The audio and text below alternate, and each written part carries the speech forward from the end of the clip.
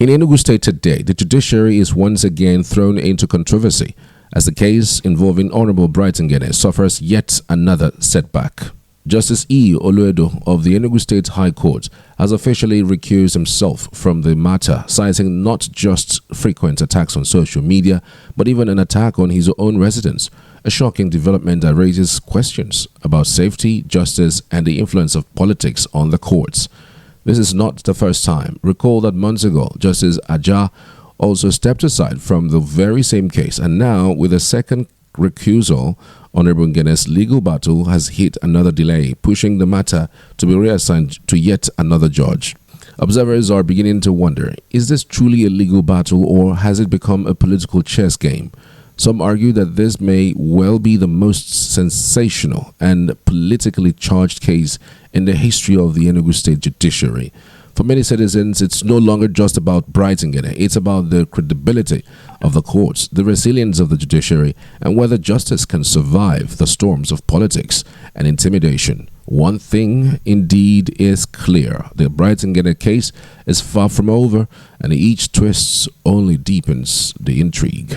In Enugu State, the controversy surrounding the continued imprisonment of Ngene has taken a new twist. His wife, Mrs. Munachi Ngene, has raised strong allegations that the Enugu State government is deliberately frustrating her husband's release.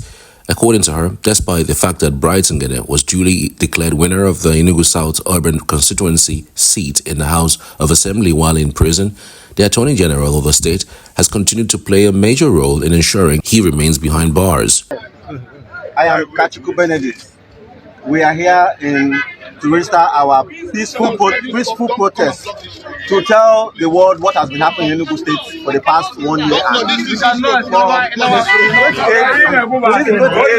28th of July 2024, Honorable Ngene, the man that won the House of Assembly seat for Enugu South Urban, have been unjustly incarcerated. Right? Charges that were put on him were baseless.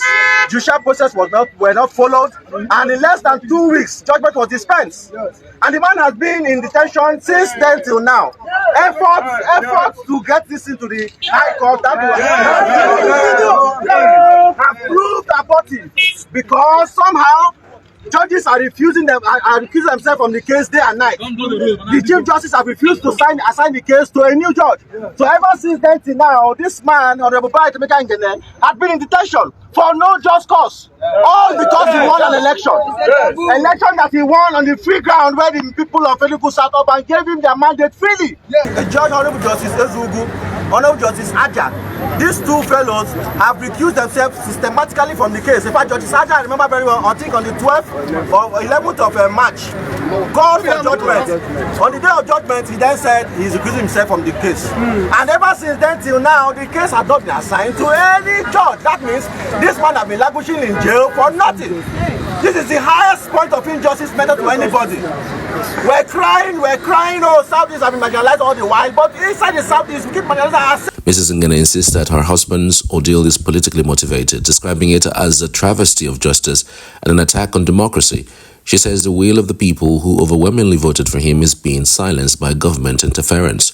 This revelation adds fresh tension to an already heated political atmosphere in Enugu as civil society groups and opposition voices continue to demand Ngene's immediate release. For many, this case is not just about one man.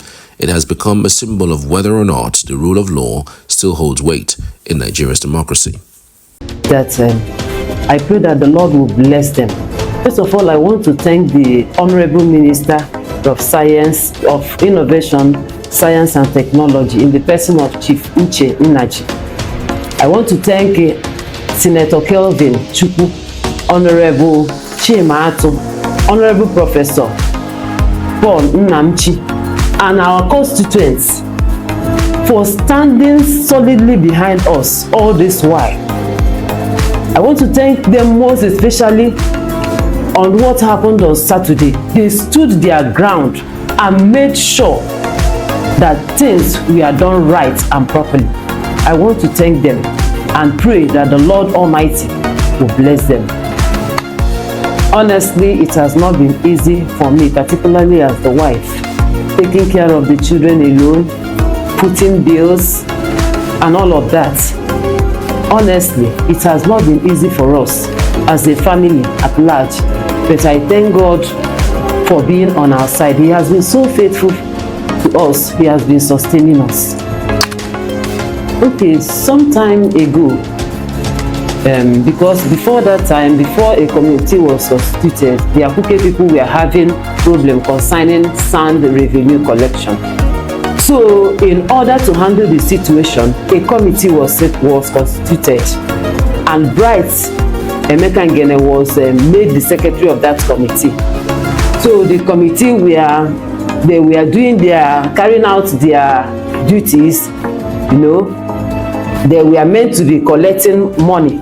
Money is, as in, they were meant to be collecting money, revenue money, into the central account, which will be used for the welfare of Akuke and Akuku One community, because Akuke is made of Akuke and Akuku One community. So everything was moving on smoothly until at a time when somebody went and got a court injunction stopping the committee members, because the person wanted them to see him as the leader of the community, and they stood their ground. The committee members stood their ground. Say, this is a committee that has been set up to look into the affairs of Akuke, so that there will be peace. But this very individual went to court and got an injunction stopping them from using the money that before that time has been coming, because when they collect the revenue, they will lodge it into the central account. So the person went to the court and brought an injunction stopping the committee from making use of the money. So business must go on. You can't just hold everybody captive. So at the end of the day, the committee members came together and said, what are we going to do at this point? Because we can't just leave our community like that. We have to, daily activity, we have to carry out our duties, and it requires money. So at the end of the day, they decided that Bright, based on trust, that Bright will be the person to hold this money for them, so that whenever they want to make use of it, with regards to, you know, community expenses, this is the only person that we can give it. At the end of the day, he will account for it. So that was how they asked Bright to submit his account number. He submitted his chamber's account, and money was coming into that account, and the committee members were using the money to run the activities of the community. So at the expiration of that committee's tenure, they made an account at the village square in Akuke, presented the account to the whole community, telling them that their tenure has come to an end. This is how all the money that came into Bright's account was spent by the community members. So after that, the Igwes and their cohorts, I will say, went and took the matter to court. When did they take this matter to court? Just will I say some few months after the expiration of the committee term. They went to, first of all, to police. Before you know it, they charged the matter to court. But at a particular point in time, the case stopped. Nobody talked about it again. But all of a sudden, immediately Bright won election, the matter resurrected again. We started going to court. In fact, the last magistrate before that sat on the matter looked at this issue and said, this is community issue. We should go to multi-doc and sort it out. There is nothing here. You are brothers, there is nothing here. It's just a kind of community issue. Go there and sort it out. So we were still planning to go to multi-door court. All of a sudden, we received the letter that the Attorney General of Enugu State has taken up the matter. My husband, they gave him and summoned him in court before Magistrate Idiom. My husband went there. They started the matter. In fact, the matter was coming almost in two days. Coming up in two days. So at the end of the day, even the town union, the two town union, of Akuku and Okuku one, they were in court telling the magistrate these people did not do anything when we came to power. They handed over the report to us, and mind you, this is the only committee that finished their tenure and left millions in the account, in the central account. Yeah, when I mean they were the only committee that left some money, millions of money in the account, and that money is still there till date. So immediately Owu took up the matter, and the town union president, the two-town union president, appeared before him and said, leave these people. He continued. Okay, the people that brought the case said the case should end. The people that brought the case weren't the people that were in power that time, because as at that time they have their town union. At the inspiration of those town union that worked with you with them, they elected the new person. Yes, they elected two town union presidents, one representing Akuke, another president. Because when you take off office now, all the matters, it's the office that takes matter to court, not the individual. Okay, I understand. We will explore the legality of the matter when we are talking with a barrister. But what we want to get is, how did we jump from, okay, the community this to the point of going to prison? Ordinarily, this matter is a community matter. It's a community matter. I don't see why the Attorney General of Enugu State should involve himself in a community matter.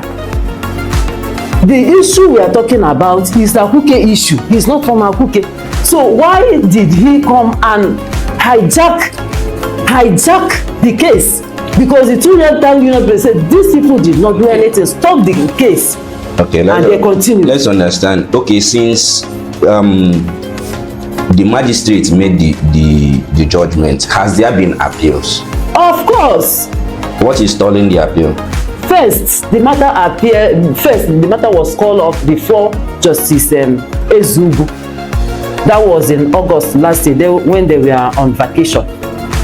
The day we came, Justice Ezugu told us that he's not the one that's supposed to handle this case, that the judge that's supposed to handle this case is on vacation. So that he's going to give him the file when he resumes work in September. Then in September, we appeared before Justice Aja.